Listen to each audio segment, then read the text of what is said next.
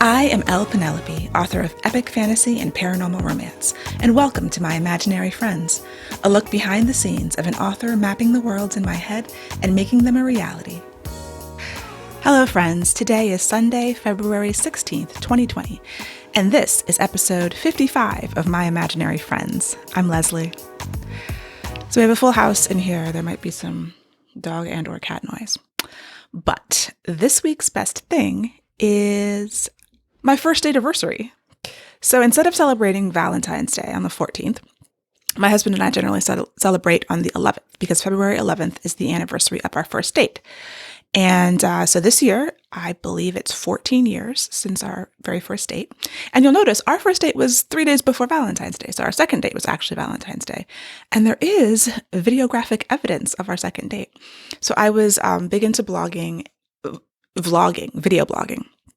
I started video blogging in the early 2000s before YouTube was even invented. I don't know if you could invent a website, but, before it started. And I actually got on the local news. They came to my house and interviewed me about my video blog. And this was, circa 2005-6. So 2006 was, our first anniversary. And I think it was video blogging week. So I vlogged our date, and I may link to it. I'll see if he'll let me. I mean, it's public on the interwebs, but it's not in a place easily found by people. So I guess I don't need his permission because he tacitly gave it 14 years ago. But we'll see. It may or may not be a link in the show notes to that video. And if you're on the video feed, then you will notice that I got braids. Actually, twists. They're Senegalese twists. I do not want to go into a long hair thing, but briefly, I stopped going to the barber shop about August, I think was the last time I went, because the barber made me mad. And I decided I'm just going to grow my hair out. I always tried to get the first appointment at 10 a.m. so I wouldn't have to wait because, barbershops always make you wait. And every time I would go, there'd be somebody else in the chair. I would get there at 10. I would get there earlier before the shop was even open, and he was in there. The gate was down and he was cutting somebody else's hair. And I was like, I can't. I'm going to grow my hair out. Just not out of spite, but just because I don't want to deal with this anymore. So I've been growing it out. Last time I shaved my head was 2 years ago, I think. And then I got to the point where it's long enough to double strand twist. And so, every 2 weeks I wash it and condition it and twist it. And it only takes an hour because my hair is short. When my hair was very long, it would take 3 or 4 hours for me to twist it. And I'm not a hair person. I don't know how to braid. I can double strand twist and that's it. But I was just getting fatigued, and something in my spirit was just let's just get braids. Now, I haven't had extensions of any kind in my hair for 30 years, since middle school. And when I was sitting in that chair on Friday, so these are 2 days old, they took 6.5 hours. And I remembered why. I knew it was going to be bad. And I had locks for a long time. My sister locks took, I feel like it was 18 hours over 2 days to put them in. And then every 6 to 8 weeks, it was anywhere between 4 to 7 hours to retighten them, depending on who was doing it. So I have spent the time in the chair, as I'm sure many, if not most, Black women have. That does not mean that I'm not in pain 2 days after getting these braids put in. They're twists. Anyway, I'm not going to belabor the point of my hair journey. I could have a whole hair podcast, but that's not what this is about. Suffice it to say, I am in pain, and the last 2 nights sleeping have not been pleasant. I basically have to sleep on my face. Writing update. Things have been overall going good. I'll have, 4 or 5 good days of writing, and then I get stuck, which is just my cycle. I'm learning to accept that slowly. This week, the mini crisis was I'm at the middle of the second part of Act 2. Now, some people break their acts into 4 acts, which is the same as the 3 acts if you break your Act 2 into 2 parts. So in the 4-act system, I'm in Act 3. In the 3-act system, I'm in the second part of Act 2. I feel like 3 acts is just more commonly talked about, and but it's exactly the same. Anyway, so I'm at this part where I'm leading towards the all is lost moment at the end of Act 2. And I feel like I'm in that stage where people are gathering information. I've had these multiple storylines that are now converging. So everybody's coming back together from their quests and missions. And they have to all create this plan. So there's a lot of scenes where people have to disseminate information to other people. So I found myself, I had 2 meeting scenes. There was like a council meeting, and then there was another meeting. And I was like, and so this third storyline is coming back, and these people have to give the information that they have gleaned on their quest.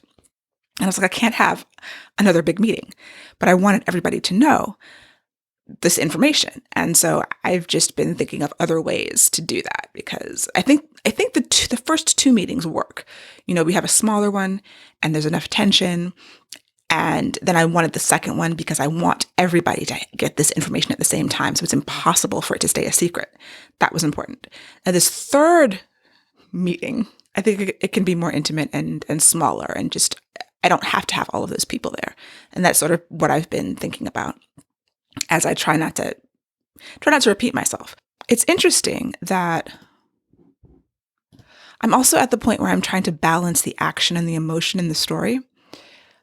I've talked about blood on the page before, and I think part of the reason I got a little stuck, in addition to all of these meetings that people have to have, is that this is a part where there's a lot of things happening. And I almost feel like I'm losing some of that character emotion.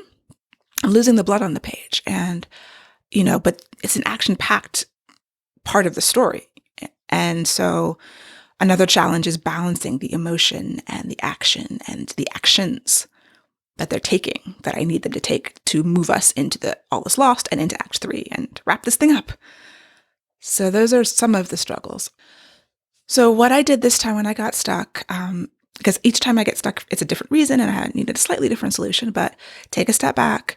I went back to one of my craft books. I pulled out Stealing Hollywood by Alexander Sokolov. And I was just looking at, okay, what are the parts of Act 2, Part 2 that I'm supposed to be hitting? Because I was looking at cutting some scenes, and if the things that I had planned, did I really need them?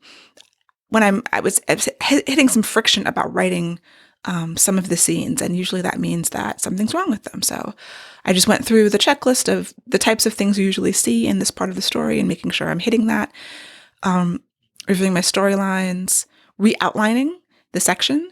So going back to my synopsis and just digging in and being like, okay, I don't need that. That doesn't make sense. I actually changed that. So now I redid the outline, replanned the scenes in Scrivener, got new note cards for everything. Everything else I had planned, I put into my outtakes folder. And then I scheduled which scenes I was going to write on which days, which has been really working to motivate me. Now, sometimes if I don't get to them, it also allows me to see when I'm packing too much on my plate, which I tend to do. That is, the other thing that I did is I went to this playlist that I created. Now, I don't write with music, but one of my more recent blog tours, I was asked about a playlist for the series. And so I did put together some songs that I want to say inspired, but have the vibe. Like, there are a couple of songs that I knew, and I spent an afternoon looking through, thinking about the music, listening to my music library, and I picked out some songs. And I think this week I put them on a playlist on YouTube just so I could go through them. And so sometimes listening to music before I write, especially if it has lyrics, I can potentially very, very rarely listen to music while I'm writing, as long as it has no lyrics.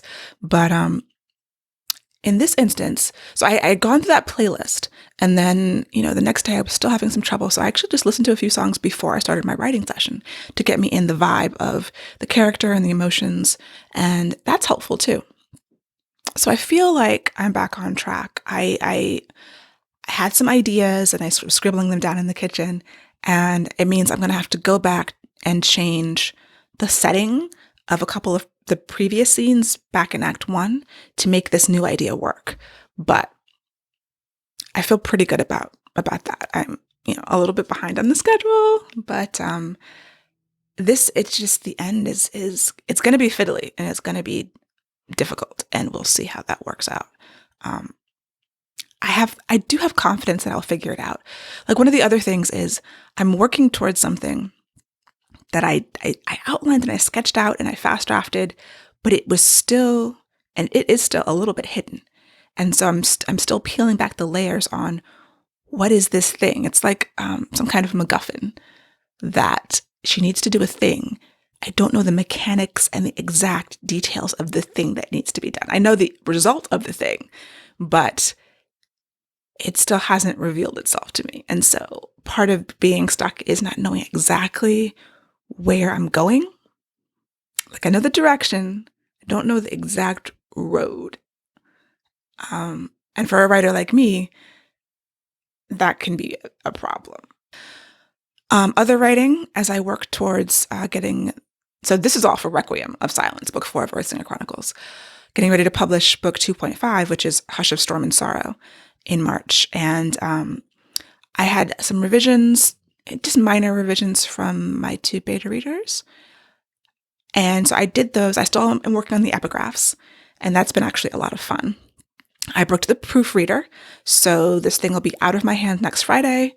She'll get it back to me in a couple of days, and then I will read it again, do the ebooks, just run it through Vellum, and get it up. Also, I discovered a new research tool, TripAdvisor. So I was writing a scene where a character has to go into a sewer, and I was like, "Wow, are sewers? Can you go into sewers? And are you just covered in poop if you go into sewers?" I had no idea. So I started a research on, different kinds of sewers in different cities. And, I got to the Paris sewers, and they have a Paris sewer museum. And I was like, well, how bad does it smell? I'm trying to describe the smell as she's in the sewer. Is it just like the worst thing ever? Or is it, chemically? And so I went to TripAdvisor for the Paris sewer museum. And you see different reactions. You're like, oh, I had to cover my face the whole time. And other people are like, it's not that bad. So I was like, okay, well, the smell of sewage is in the nose of the beholder. So I had some creative leeway there. But I don't think I've ever used TripAdvisor for research before. And there was also a really good thread on Reddit with civil engineers talking about how small town sewers versus big city sewers and how some of them combine, like the sewage and the gray water. And it was a fascinating few hours of research to get this scene done. And in the end, it's a fantasy city sewer, so I can do what I want. But I did want it to have, grounding like everything else. So yeah, I think about, looking at TripAdvisor for just the feel of places. I do places I haven't been, or if I'm creating a place, this is a fantasy world, so I haven't been to any of these places, but I create them and I usually base them on usually more than one real place in different parts of the world. So for example, Lagrimar, this country, which is a desert country, is based partly on Palm Desert and partly on Afghanistan, and just other research on other deserts all around the world and just seeing what is similar. And then I created my own desert. So that is usually my technique for fantasy place building.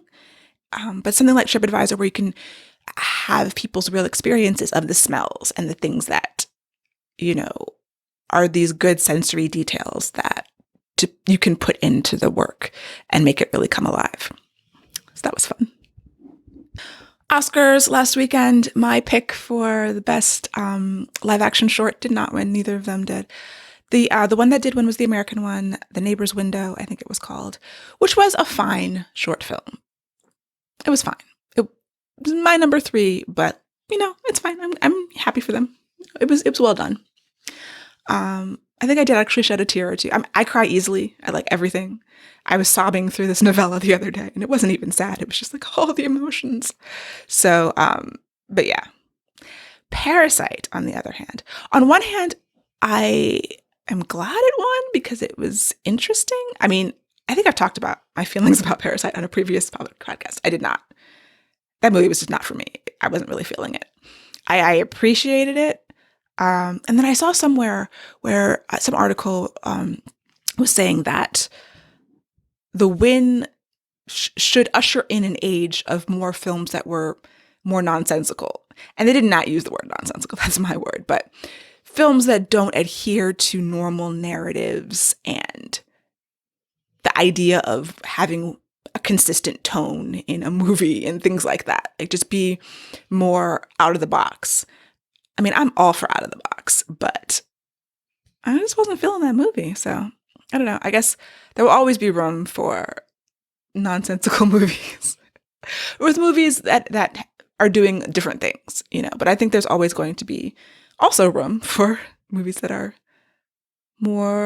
adhere more closely to traditional storytelling ideas and techniques. And obviously there's room for both. I mean, independent film should be a place of exploration and, getting away from hero's journey in 3 acts and whatever. But I am very rarely in the mood for a completely experimental film. I still like characters and emotion and character arcs and things like that. Like, I enjoy them, and I think that people enjoy them. A lot of people love Parasite, and that's great. Sometimes I wonder if it's just like the hype machine. Like, you're told you should like this, and then you go in and you're like, I don't know what's going on, but everybody said I should like this. And maybe I'm just being cynical because I didn't like it. But I am glad that it won. The only other movies I saw that were nominated for Best Picture were Once Upon a Time in Hollywood and Joker.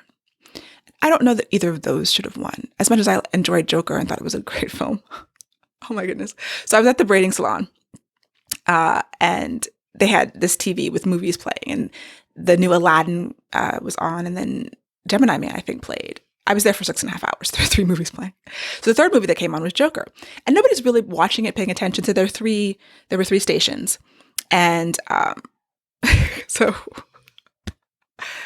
most of Joker had played. They got to the point in Joker, to a very violent part in Joker. And there was a lull in the conversation of the women who were, the braiders. And then this violent scene happened. And one woman was like, oh my God.